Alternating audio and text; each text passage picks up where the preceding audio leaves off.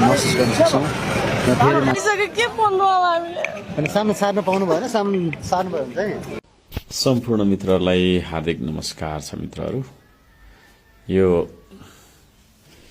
सुकुम्बासी बस्तीमा असली सुकुम्बासी नक्कली सुकुम्बासी डोजर है घर भत्काउने डोजर आतंक राज्य आतंक भन्ने कुराहरू दैनिकै सुन्न परिरहेको अवस्था छ। धेरै मान्छेले भनिरहेको छ राम्रो काम एकदम राम्रो काम सरकारले गर्यो भनेर चाहिँ भन्नेहरू पनि थुप्रै छन्। तर म ती सारा मान्छेहरूलाई के भन्न चाहन्छु भने यदि सरकारले तपाईको आफ्नो घर चाहिँ त्यसरी भत्काइदियो भने कस्तो लाग्छ होला तपाईलाई? यतिखेर दुईटा मान्छे लडाएर बलियोले निर्दयलाई रक्तम्य हुने गरी कुट्ने अनि त्यो खेल मजा साथ हेर्ने हैन पैसा लगाएर मजा साथ उपरखुट्टी लाएर हेर्ने जुन मान्छेको स्वभाव छ त्यो स्वभावदेखि नेपाली समाज माथि उठ्नुपर्छ भन्ने मेरो आह्वान छ। सुकुम्बासी सक्कली कि नक्कली भन्ने कुरा छ।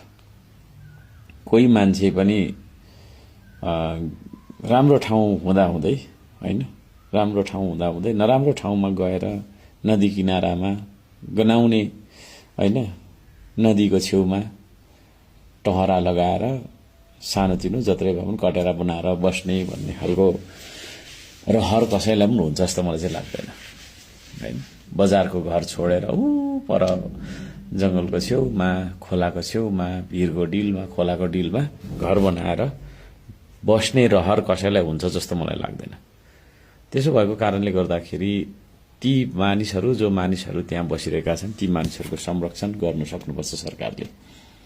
सरकारको काम धनी मान्छे हैन ठुलठुला व्यापारीहरू है ठुलठुला तपाईको चाहिँ के रे आर्थिक अवस्था भएको मान्छेको संरक्षण गर्नु मात्रै होइन।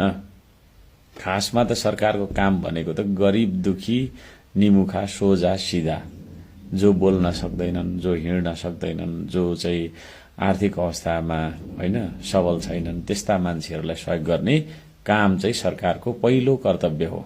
त्यो पहिलो कर्तव्यमै यो सरकार चाहिँ चुकेको मैले देखेको छु र यो सरकारलाई सफल सरकार म यो अर्थमा भन्दिन।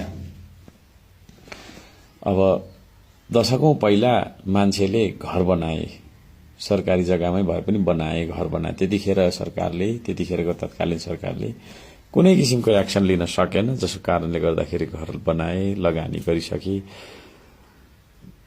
अनि यतिखेर आएर चाहिँ यस्तो उस्तो भनेर चाहिँ नि तपाईको आरोप लगाएर भत्काइरहेको अवस्था छ। त्यहाँ ठूलो मिडियाको भिड पनि देख्छु म। ती मिडियाको भिडमा पनि 50% जति मिडिया चाहिँ ती सुकुम्बासीहरूले गलत गरे भन्ने हिसाबले त्यो तपाईको जो सोझो उसैको मुखमा घोचो भने जस्तो त्यो खालको चाहिँ नि के रे हैन मनसायले त्यहाँनिर क्यामेरा चलाइरहेको जस्तो देखिन्छ। ठूलो संख्यामा प्रहरी 2500 जनाको हुल के गर्नलाई भन्दाखेरि त्यहाँनिर चाहिँ तपाईको सुकुम्बासी बस्ती भत्काउनका लागि ती सुकुम्बासीहरूलाई लजमा लगेर राख्ने यो त्यो भन्ने कुराहरू सुन्छु। कति दिन राख्ने साँच्चै नै राख्ने कि नराख्ने ती जाने मान्छेहरूलाई त्यहाँबाट सम्झाइयो कि बुझाइएन सम्झाइयो कि सम्झाइएन त्यो चीज पनि हो।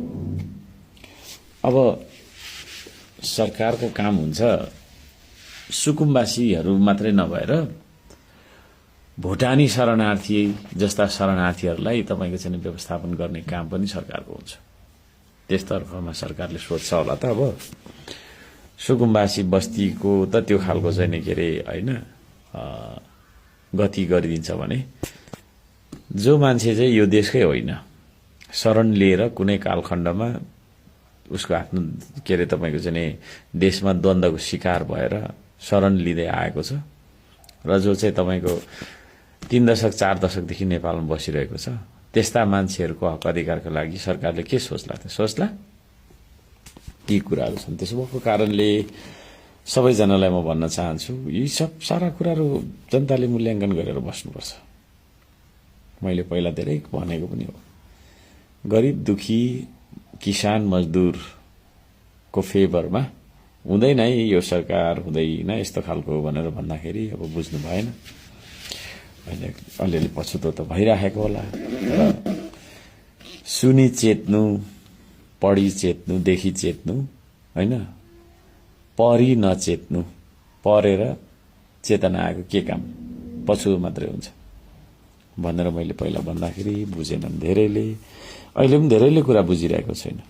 यो सरकारसँग न कुनै भिजन छ, न कुनै मिसन छैन होइन, के गर्ने कसो गर्ने भन्ने छैन। यो सरकारले देखाउने भनेको यस्तै हो, प्रहरीको लर्को अनि लट्ठी, त्यो लट्ठी पनि आयातित लट्ठी भन्ने सुनियो, आफ्नै देशको लट्ठी होइन, अनि बुट है, अनि बन्दुक, डोजर है, अनि विदेशी ऋण, यही कुराहरू देखिन्छ।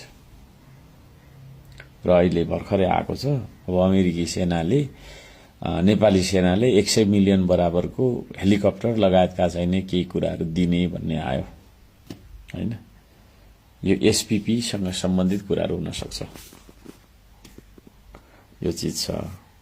त्यो सहयोग हामीले किन चाहियो र है, हामी आफैले तपाईको चाहिँ नि गर्न सक्नुपर्छ र अरूले हामीलाई यस्तो उस्तो गरेर गाइड गरेर यो धेरै नराम्रो संकेतहरू देखिएको छ। म सबैजनालाई भन्न चाहन्छु सचेत रहनुहोस्। अब यो सुकुम्बासी बस्ती हटाउने क्रम सुरु भएको छ। यो चाहिँ देशैभरि सरकारले यसलाई अगाडि बढाउन सक्छ। तपाईहरु सचेत बन्नु होला है, सचेत बन्नु होला र एक पनि बन्नु होला। म त्यो भन्न चाहन्छु।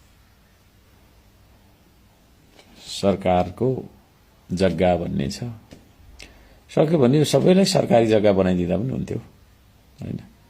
निजी सम्पत्ति कोहीको चाहिँ धनीको यस्तो, गरिबको त्यस्तो, उसको चाहिँ नम्बरी जग्गा, उसको ऐलानी जग्गा भनिराख्नु पर्ने हैन। नागरिक पनि धेरै वर्गको भयो यहाँ त हैन। कोही नम्बरी जग्गामा बस्ने नागरिक भयो, 1 नम्बर क्याटेगोरीको, कोही तपाईको चाहिँ नि ऐलानी जग्गामा बस्ने भयो 2 नम्बर क्याटेगोरीको, यो खालको भयो। विकास निर्माण, सुशासन, आर्थिक विकासतर्फ लाग्नु त छैन।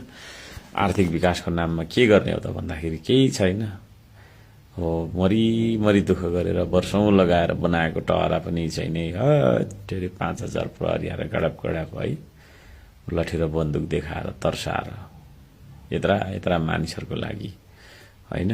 तपाईको त्यत्रो फौज किन लगिराख्नु? त्यसरी चाहिँ नि गरिरहेको अवस्था छ। सीमानाको हालत बिजोग छ। सीमानामा गएर हेर्नु है, मैले सदनमा पनि भनेको छु, सञ्चार माध्यमहरुबाट पनि भनिरहेको छु। सीमानामा गएर चियाउने साहस चाहिँ छैन। तर फेरि काठमाडौँ भित्र नै हैन, आफ्नै तपाईको चाहिँ नि के रे देशका नागरिक, नेपाली नागरिकलाई ऊ यस्तो बस्यो उस्तो बस्यो भनेर तपाईको दलन गर्ने, पेलन गर्ने बाहेक अर्थोक यो 5 वर्षमा केही पनि देख्नुहुन्न तपाईहरुले। नथिङ। यो छ स्थिति। हामी प्रतिपक्षमा छौं, आवाज उठाउँछौं, घन्काउँछौं, बोल्छौं, कराउँछौं, सचेत गराउँछौं। जनताले मूल्याङ्कन गर्नु होला। सुकुम्बासी बस्तीलाई व्यवस्थापन गरेर अगाडि बढ्नुपर्छ है भन्ने हाम्रो सल्लाह सुझाव छ। त्यही पार्टीका सभापतिले पनि भन्दै थियो, डोजर आयो भने म छाती थाप्छु, चिन्ता नलिनु भनेर उहाँ कहाँ गएर बसिराख्नु भएको छ। हाँस उठ्छ।